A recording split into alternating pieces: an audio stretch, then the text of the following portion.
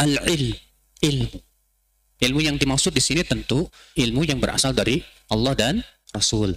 Fa innahu yashrahu sadr wa yuwassi'uhu hatta yakuna awsa' minad dunya. Karena ilmu itu melapangkan dada, bahkan meluaskan dada sehingga dada kita lebih luas dari dunia.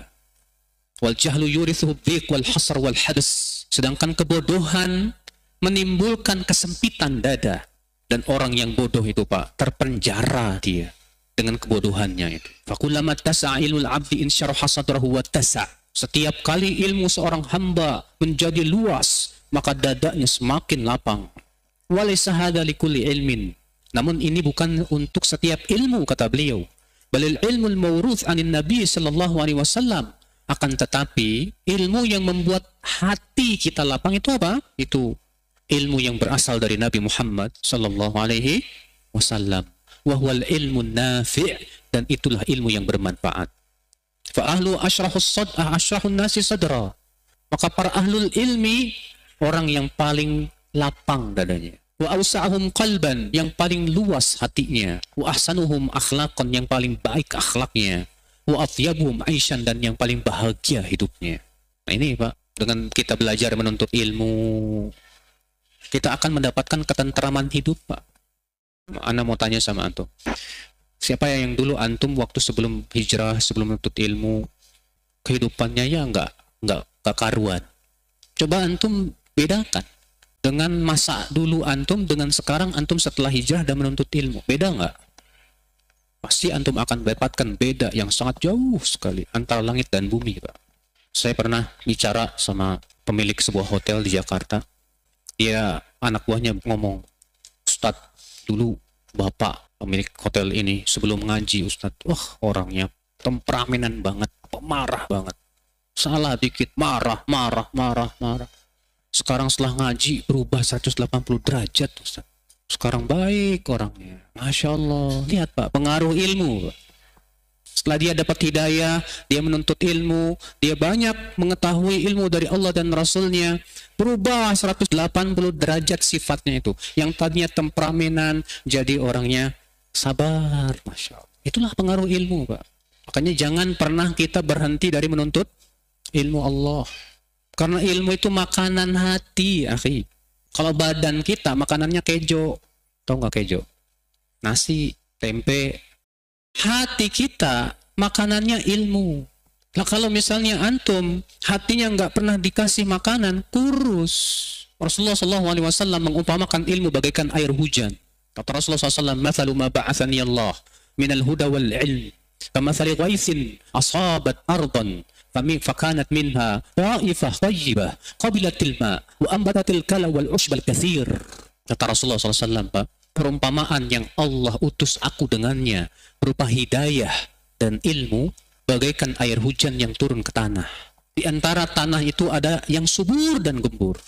Mudah dia menerima air hujan dan menumbuhkan berbagai macam tanaman dan rumputan, kata Rasulullah.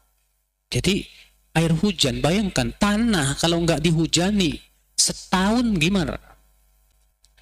Pernah nggak di sini musim kemarau yang panjang, Pak?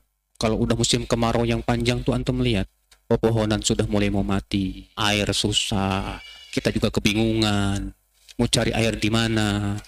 Lalu Allah turunkan air hujan, semua pun kita gembira. Oh Masya Allah. Nah ilmu itu seperti air hujan, kata Rasulullah.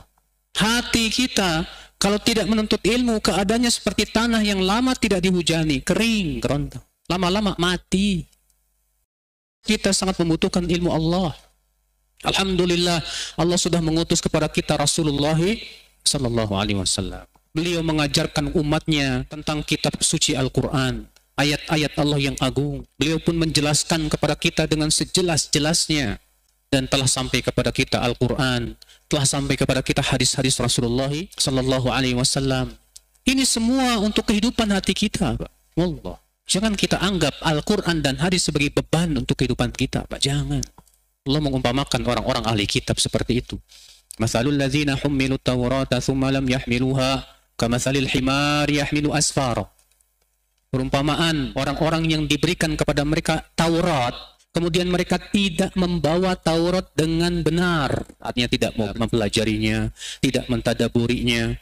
Apa kata Allah? Bagaikan keledai yang membawa kitab-kitab besar. Antum tahu keledai? Keledai itu tidak tahu yang dibawa di punggungnya apa, Pak. Bagi keledai, ini memberatkan saya. Nah, antum kalau menganggap Al-Quran itu beban, maaf, berarti kita masih seperti apa? Keledai.